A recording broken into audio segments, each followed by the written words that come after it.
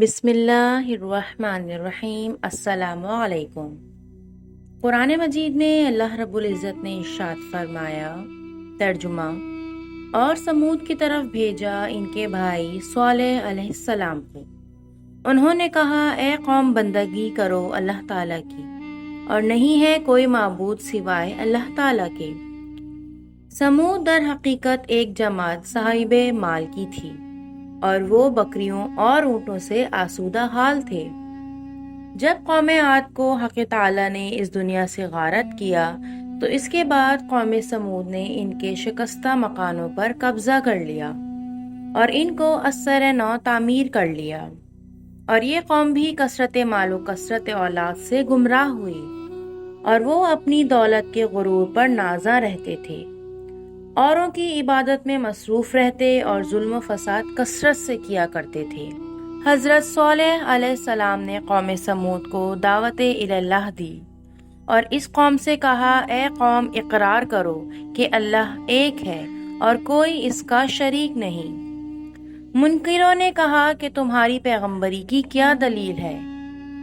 حضرت صالح علیہ السلام نے کہا کہ ہود کی قوم کو اللہ تعالیٰ نے بسبب بے ایمانی اور بت پرستی کے ہلاک کیا ہے، اور مجھے ان کے پیچھے اللہ تعالیٰ نے خلیفہ بنا کر تم پر بھیجا ہے۔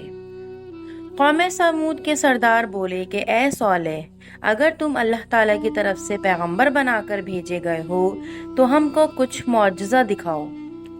حضرت صالح علیہ السلام نے کہا کہ تم بتاؤ کیا معجزہ دکھلاؤں؟ یہ بات سن کر وہ آپس میں مشورہ کرنے لگے۔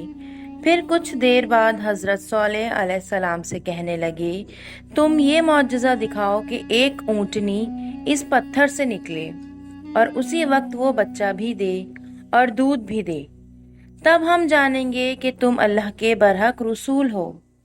یہ گفتگو ہو رہی تھی کہ حضرت جبرائیل علیہ السلام نازل ہوئے اور کہا، اے صالح علیہ السلام، تم ان سے اقرار کر لو اور ان سے کہو کہ بغیر حکم اللہ کے وہ اونٹنی کو نہ ماریں اور سوائے دودھ کے اس سے کچھ نہ کھائیں، کیونکہ ان پر کوئی چیز اس کی حلال نہیں ہے۔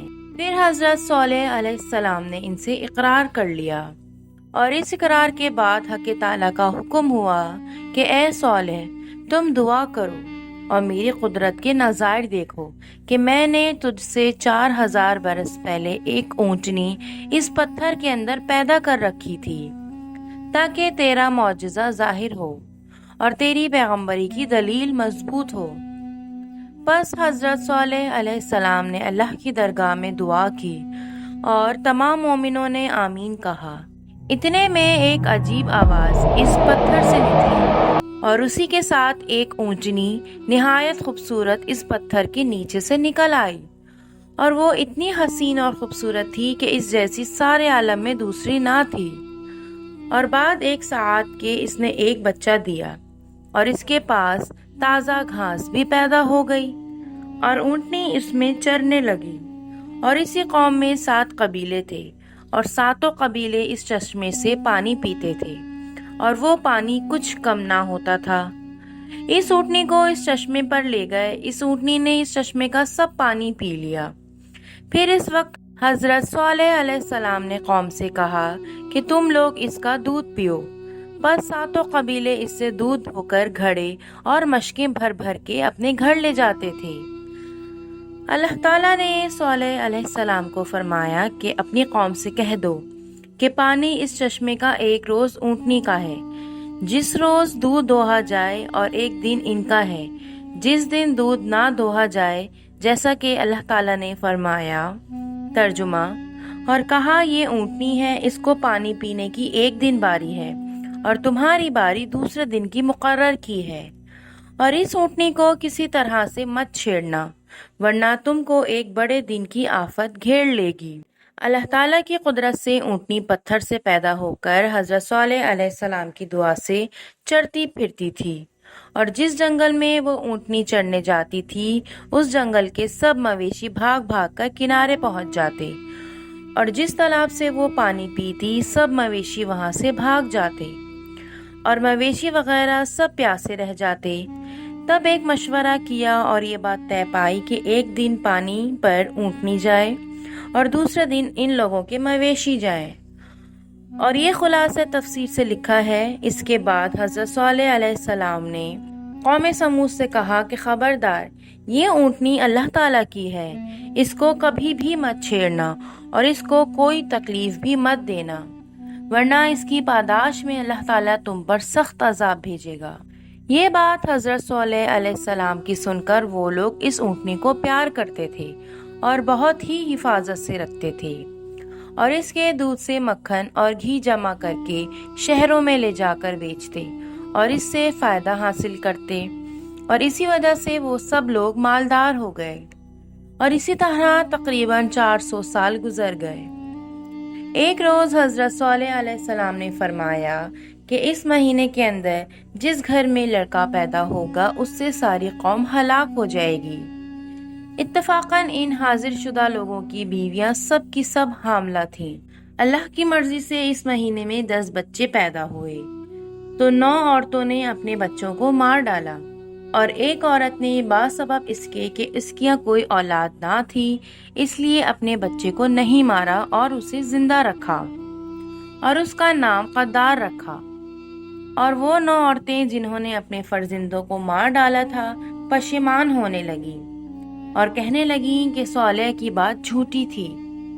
اس سبب سے ایمان ان لوگوں کا حضرت صالح علیہ السلام اور ان کی اونٹنی سے ہٹ گیا۔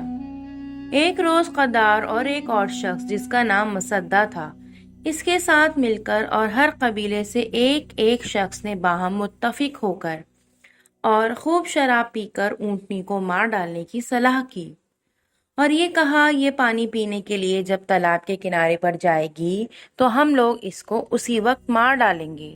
دوسرے ہی روز اونٹنی نے پانی پینے کے لیے جیسے ہی اپنا سر جھکایا تو قدار بن سالف مردود نے آ کر اس کی گردن پر تیز تیر مار کر اسے زخمی کر دیا، اور اونٹنی نے جیسے ہی اس پر حملہ کیا تو سب بھاگے، اور مصدہ بن دہر مردود نے پیچھے سے آ کر اس کے پاؤں پر تلوار مار دی اور اونٹنی گر پڑی، اور اس کے بعد تمام مردودوں نے مل کر اس کو جان سے مار ڈالا، اور وہ اونٹنی کا بچہ اپنے ماں کا یہ حال دیکھ کر بھاگا۔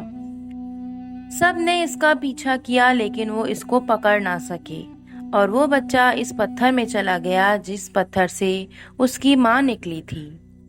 سعید بن مسیب رحمت اللہ علیہ روایت کرتے ہیں کہ قوم صالح علیہ السلام اگر شراب نہ پیتی تو ہرگز اونٹنی کو نہ مارتی، اور یہ گناہ کبیرہ محض شراب پینے کی وجہ سے ہی ہوا۔ اور ایک اور حدیث میں آیا ہے، ترجمہ، شراب تمام برائیوں کی ماں ہے۔ اس واقعے کے تقریباً 3 روز کے بعد ان پر دردناک عذاب آیا۔ حضرت صالح علیہ السلام کو خبر دی گئی اور ان سے کہا گیا کہ اس قوم سے کہہ دو، ترجمہ، پھر اس کے پاؤں کاٹ ڈالے، تب کہا فائدہ اٹھاؤ اپنے گھر میں 3 دن اور یہ وعدہ جھوٹا نہ ہوگا۔ حضرت صالح علیہ السلام نے کافروں سے کہا حیات تمہاری 3 دن سے اب زیادہ نہیں ہے۔ وہ حیران ہو کر بولے اس کی کیا علامت ہے؟ حضرت صالح علیہ السلام نے کہا کہ پہلے روز تمہارے رنگ و روپ سرخ ہو جائیں گے، اور دوسرے روز زرد ہو جائیں گے، اور تیسرے روز سیاہ ہو جائیں گے۔ جب 3 دن کے بعد یہ علامت ظاہر ہوئی تو جن لوگوں نے اونٹنی کو مارا تھا وہ مردود سب کے سب حضرت صالح علیہ السلام کے گھر آئے تاکہ حضرت صالح علیہ السلام کو بھی مار ڈالیں۔ تب اسی وقت ان پر عذاب الہی نازل ہوا، اور حضرت جبرائیل علیہ السلام نے آ کر ان کے گھروں کی تمام دیواریں ہلا دی اور وہ تمام کافر اپنے مکانوں سے نکل بھاگے۔ اسی وقت حضرت جبرائیل علیہ السلام نے ایسی چیخ ماری کہ ایک ہی آواز سے سب کے سب خاک میں مل گئے۔